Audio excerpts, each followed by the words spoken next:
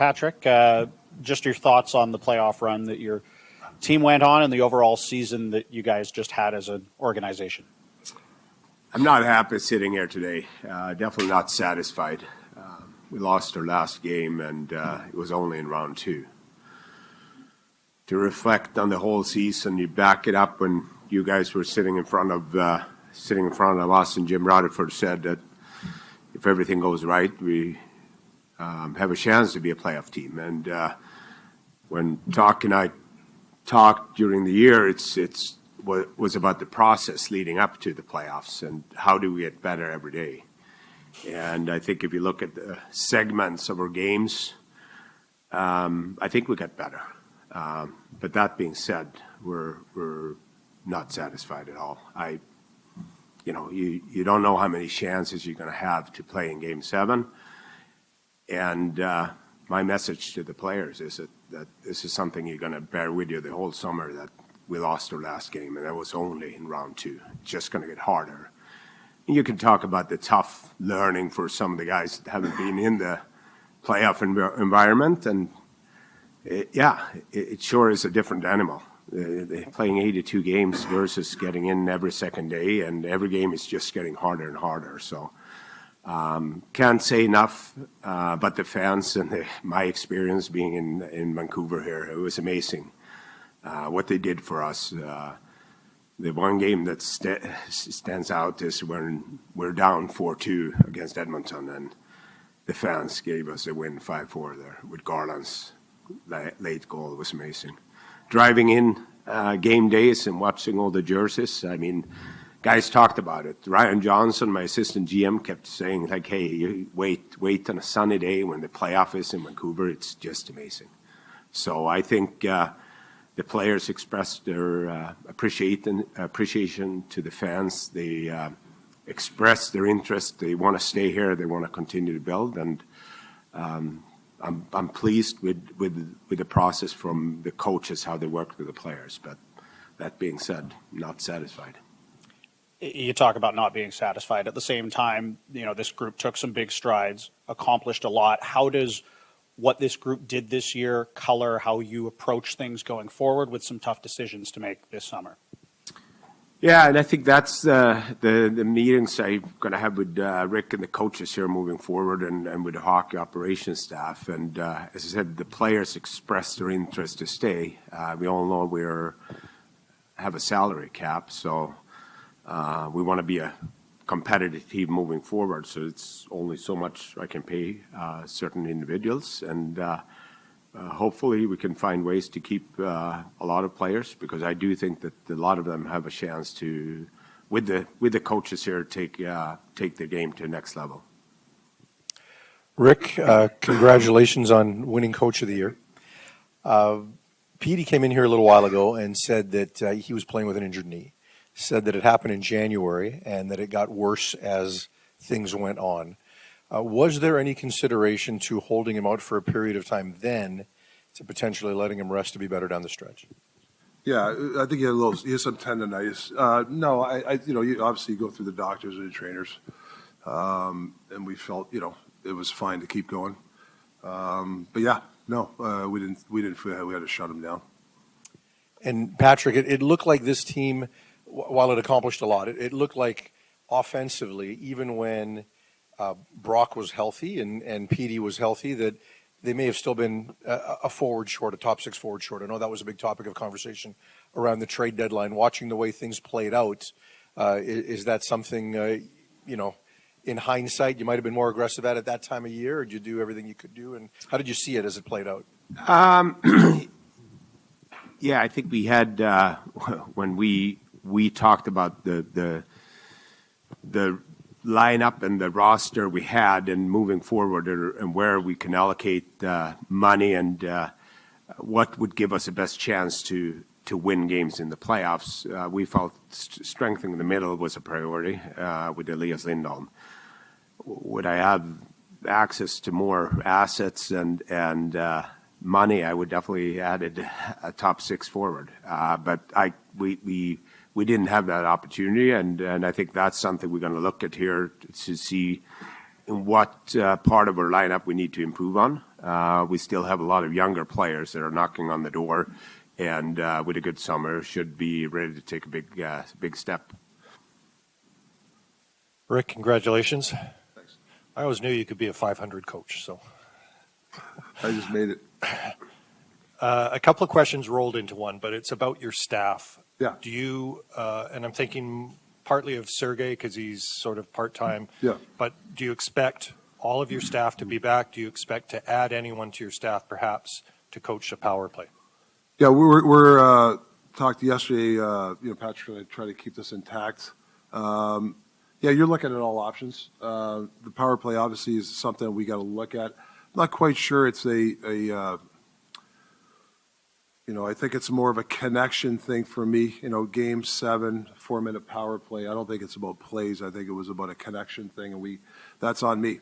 I got to get these guys connected a little bit more when the pressure hits. You got to remember, Edmonton's been in that situation the last 7, 8 years in those power play situations. It's the first time for those guys, and we got to make sure that going into next year that when those situations arise, we can handle that those situations. So. When you got the twins, you got Gonchar there, you got Yogi and myself, I think it's a pretty knowledgeable staff. I don't think you just need, me personally, is if there's a guy out there that I feel is the guy I would look at, but I don't know if that's the case here personally. Okay. And for you, Patrick, I mean, you talked about it in your opening statement about, having lost Game 7 and remember that over the summer. You have a lot of young players who this is their first taste, and you probably know yourself, often the teams that get that first taste, they regress the next year, and it happened here in 2020. It even happened back in the Sedin's Luongo team. The first time they made the playoffs, they missed the next year. Are you concerned about that you have, again, so many young players who haven't handled winning? That's something you have to be aware of. Well, I would lean towards the opposite. I would think they're gonna have a taste of it now, and I would hope they're gonna want it even more. And for us as a staff, myself and Rick, it's about communication here, and we have set the standard here now, where the players know what the expectations are coming into training camp, and we got the respect back. Game 1 next year is going to be hard because we won the division. They all know that we're a good team. I think, based on the conversation I had with the players, they wanted more. They got a taste of it, and they understand now that some of them said they didn't understand how hard every single game was. That you played game 1, and suddenly one day later you're going to play game 2, and it just get harder and harder as we go. And I think that's where good teams. I think we talked about practice habits too, or practice habits needs to be better. The first half is about building up for the second half, and I think that's where I saw some inexperience from our players, that they weren't prepared to play meaningful games in February, March, and April. We got to be better there. Patrick, we've congratulated Rick, but we should congratulate you as well on the being a Jim Gregory finalist. What does that mean to you? Well, I believe, and we believe that individual success comes from team success. And in this particular case, it's definitely not about me. It's about what the coaches have done to the players, and in the end of the day, I think the players contribute to this award. My staff, they've done a tremendous job, and it's hard. I'm sure he said the same thing. It's hard when you're sitting here and you're lost. Individual awards, yeah, I respect it, and I'm happy that my peers voted, but I would rather have a team award. And Rick, we don't get to see much of how you and Patrick interact. Can you talk to us a little bit about what your relationship has been like this year, and what he's been like as a general manager for you as a coach? Yeah, I think when you go through an interview process, I've been through a lot in my career, and a lot of people, GMs, when you interview, they always, what's your relationship? How do you feel a relationship with the GMs is? And, I'm very lucky. I mean, I got a little bit of a runway with knowing Jim and Patrik, but the personalities, how we mesh, even the way Patrik acts with our other coaches, like it's a tight group. He's around enough to be around. Like he's not in our faces, and he loves the feedback, even feedback that he doesn't want to hear, and he takes it very well. And sometimes he doesn't. No, I should say. But I just think the connection. I think you have to be connected to your GM, and there's going to be some bumpy days and stuff. But I think the communication is outstanding, just like the organization and stuff like that. That's the one thing. The year and a half I've been here, like.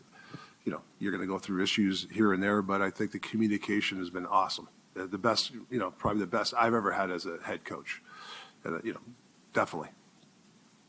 Rick, in terms of creating a winning culture here, I'm curious how your relationship with Patrik helps create that. Like, what do you take away from management in terms of building a winning culture? I'm sure you get the players, you're in the room with them, but from management, what are you taking away from them? Or are you taking something and transferring it to the players? How is that winning culture being built from management from your perspective? Well, I think you got to, you talk about systems and what kind of how you want to play, and then obviously the management GM, they try to tailor that to the system and what the coach likes. But it's not just, it's obviously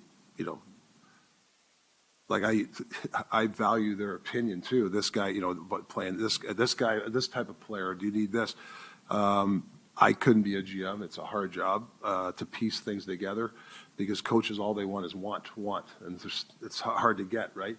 But that's why I feel like we're connected in the sense, I think we know how to play, how we want the Canucks crest and how we want to play. I think we're all on the same page, and it's good to have some good debates on whether it's this player or this draft pick or whatever, not the draft picks for me, but more the players and the way we play.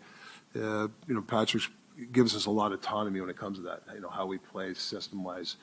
And when it comes to players, like I said, they value our opinions. And even like Footy and Gaunt or Josi, he values those opinions too. I think that helps create that environment.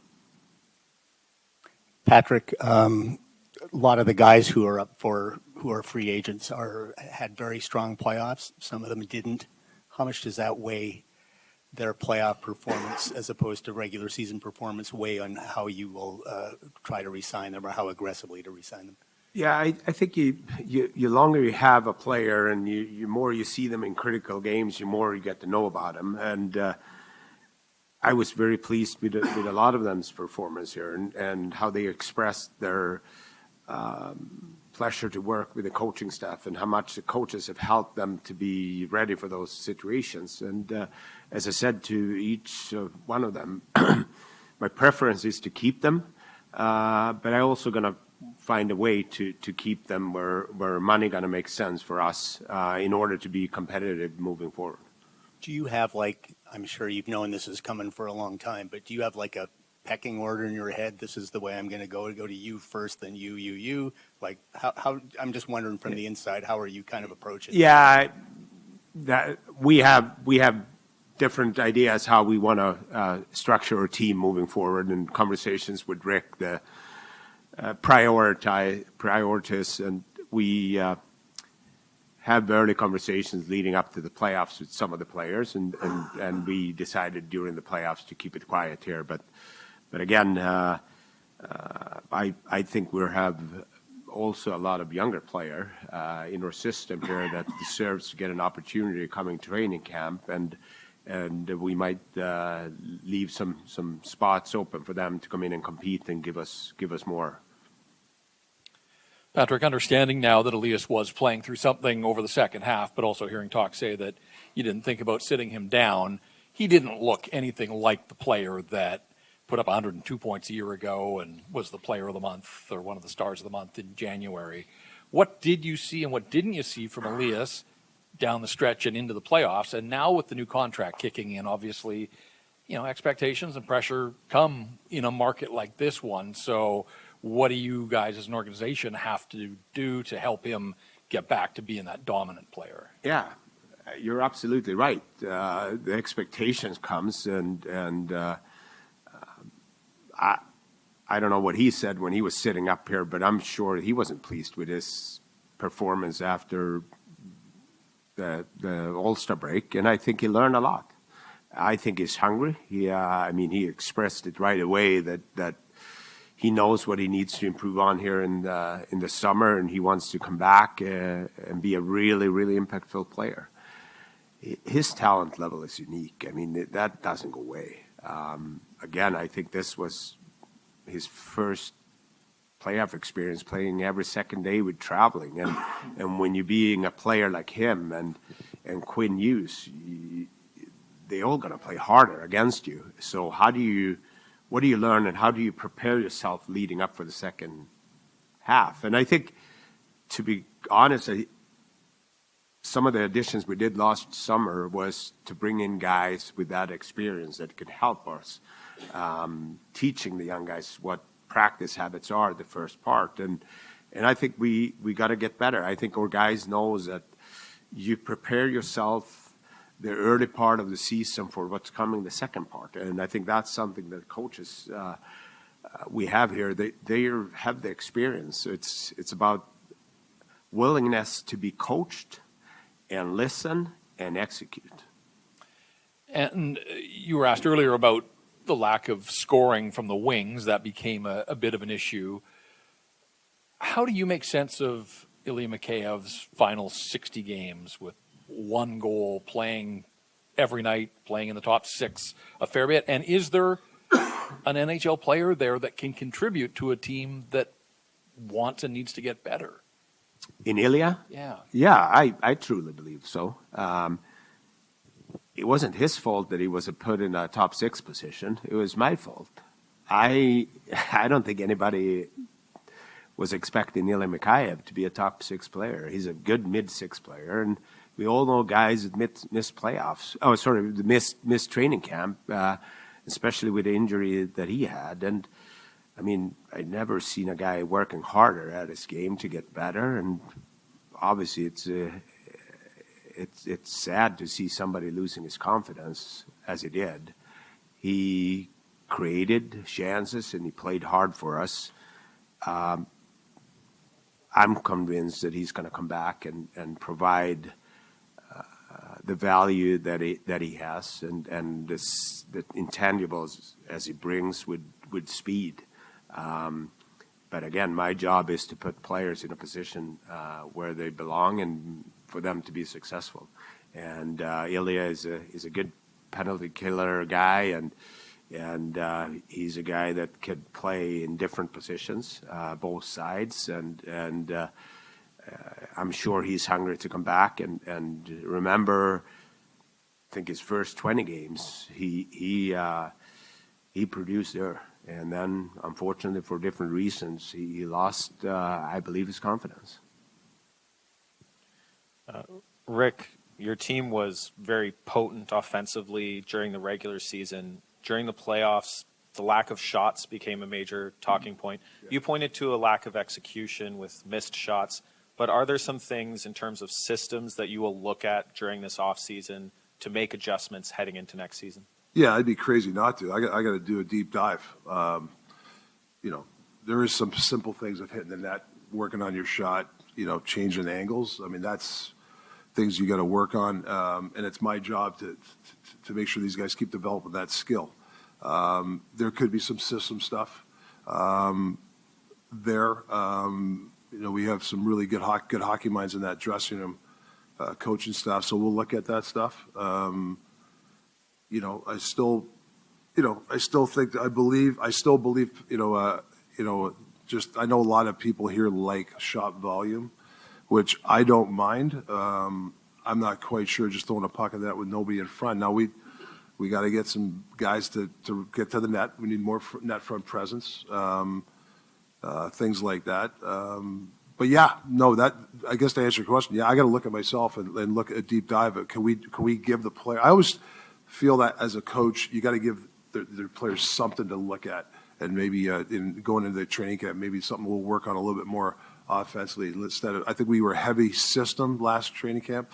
I wanted to make sure that guys knew exactly what we needed at certain times, and I think we were successful because we did that training camp. I think that next training camp might be a little bit different, a little more creativity, a little more skill oriented. That will help some guys, but the good old fashioned, we need people to get to the net. We gotta get that in there too. One of the things that we saw, it was a major difference from previous seasons, was you limited rush chances against odd man rushes, but you didn't attack much in transition. Did that lack of attacking off the rush make it more difficult to put teams on their heels during the playoffs? Yeah, and it comes from execution too, and getting your defenseman in the rush. You know, I love the makeup of our D. It's big, gangly. You know, you keep McDavid at what, I don't know how many, 3 assists and 5. Like that's hard to do, and I think that I credit our D from that. So sometimes you got to take a little bit. You got to rob Peter to pay Paul sometimes, right? But saying that, we do have to get better on the rush and more execution. I think at the start of the year, first half of the year, I think we got some good luck. You know, we scored on a 3-on-2. Our conversion rate was high. Second half, it wasn't, and we weren't getting a lot of 3-on-2s and 4-on-2s. But it's another thing we got to look at for sure. Patrik, knowing what you have already on the roster, what would you like to add to the roster, other than Wayne Gretzky? I already gave him the list. Yeah, and it's a short list. No, I think we're going to continue to see and a top 6 winger would be nice. I think we need to add some speed, but again, for us is to meet with my staff here and see what we have in house. And as I said, I'm sure a lot of players in Abbotsford took big steps here. So we'll continue here over the next couple of weeks and see where. What we have in terms of free agency and the players going to stay here, or how much cap space we have left. And Rick, looking at the Oilers series in the end, is there something you wish maybe you'd done differently in terms of setting your lineup, whatever it might be? Yeah, it's tough to play the what if game. You know, the lesson I learned. Well, it's a lesson. You go into this season. You know, obviously that 4-minute power play. You know. I think Mick had that chance on that breakaway. You wish you could. What if we scored a goal? I think that would have loosened us up. Is I think once, we didn't score the power play. It wasn't great. I felt a lot of tightness from guys. Our execution went for there was about 20 minutes. We had a tough time making a tape-to-tape pass. It looked like a lot of guys. To be honest with you, wasn't they were nervous. I'm not sure they wanted the puck. I think there was more like playing safe, and that's when Edmonton started to come. When we got down 3-0 in the third period, it was like you could see. I mean, Connor Garner led the charge. I mean, he goes, "Give me the puck," and that's the style we wanted. So I think it was a lesson learned. So I guess your question is, yeah, I learned under pressure that we got to, maybe we got to figure with experience handle.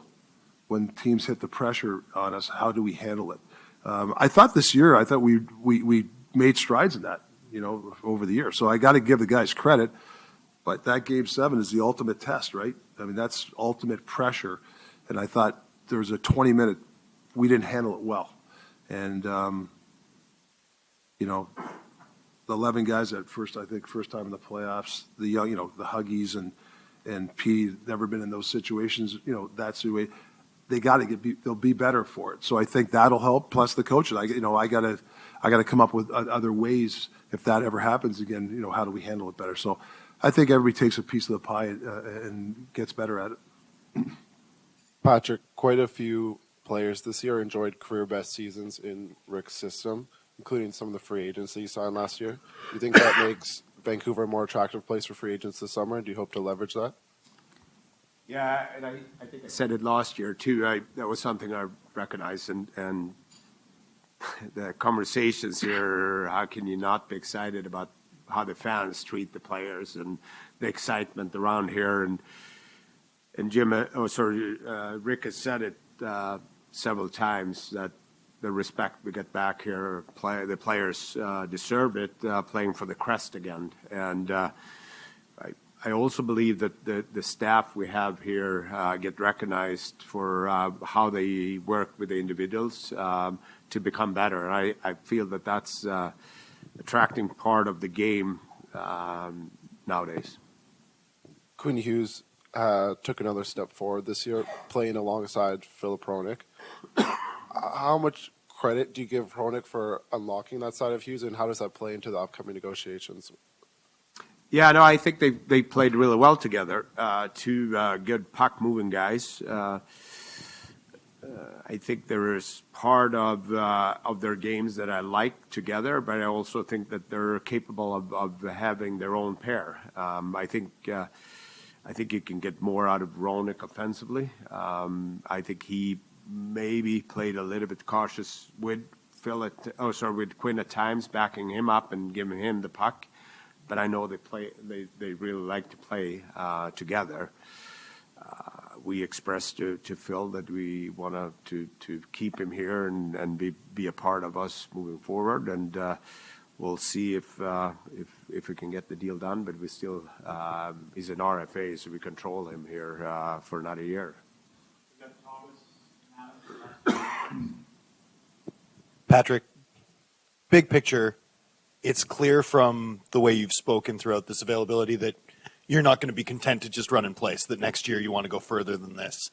And yet we know how challenging with the cap and with all your expiring players it's going to be to just return this team, much less get better. When you think about the puzzle pieces and how they fit together, just big picture, what's the main challenge as you're considering it going into this offseason? Well, the main challenge is to fit 23 players on the roster. That's always the biggest challenge, and I think that's where our job here is to build the roster and the lineup and see what areas that we're willing on to. As I said, to put some younger players in, and by allocating money, I believe our goaltending or back end is not the best. One of the better ones in the playoffs. In the middle, we were really strong, and I don't know. That's something we need to talk about to see what the formula works. And I think it's somehow a copycat league, but you're also going to be projecting, how are the other teams going to be built this summer, and what type of hockey are we going to see next year? We know that a lot of teams in our division are going to be good even next year. The West was impressive this year, really impressive. So this is something we're going to talk about here over the next couple of weeks, but it's a challenge to get the pieces in the puzzle. I think Rick described the defense core as gangly a little bit earlier in this press conference. You've got Dakota, Joshua, Myers, and Zadorov, three guys who share some common traits in that they're towering presences, play with some snarl and heaviness. In your lineup, how crucial is it to maintain the size edge that seemed to be such a significant part of this team's identity as the year went along? Yeah, we wanted to keep all those guys, as I said, and hopefully we can come to an agreement and work with them. And again, for me, it's not about giving one guy all the money. It's about finding ways to be competitive and finding ways to have players that are able to improve, as we saw this year. Dakota, we're coming in here highly recommended by my staff, and we have seen him over the 2 years for him to take steps. And we'll find the next Dakota Joshua here to the coaches to work with. I'm confident in my staff to be able to provide the right personnel for Rick and his coaches to work with and be successful. moving forward. Rick, the season ends very abruptly, Game 7, and some of your players have mentioned that. So with your experience as a player and as a coach, what do you tell the players going into the offseason so that they get that rest that they're needed and they're not, fixating over the next 3 months about that Game 7 and what could have been different if different situations played out? Yeah, I think obviously the exit means 20, 30-minute conversations. You go through each guy, but these 30 minutes that's it. Like, it's not this it. I mean, I'm going to be in contact. I might be flying to see a couple of guys. It's 4 months before training? It's a 3-4 month thing. It's not, I can't get it done in 30 minutes. There's some players in there that they know they have to get better fitness. Certain guys there, they got to work on their shot.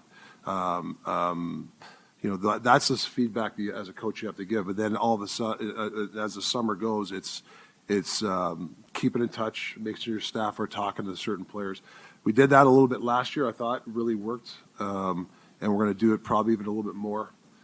Sending video to the players this summer, I think is really important. Mental reps. These are the sort of things you want to talk to your players for the half hour.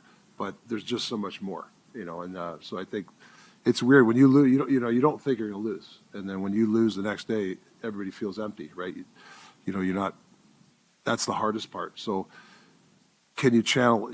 Can you take the feelings that you had when you lose and what ifs for your training and your motivation and how you're going to get better? That's really what the summers are for. The other 30 or the other 28 teams are saying the same, or 20, whatever what's my math here? 4 teams left.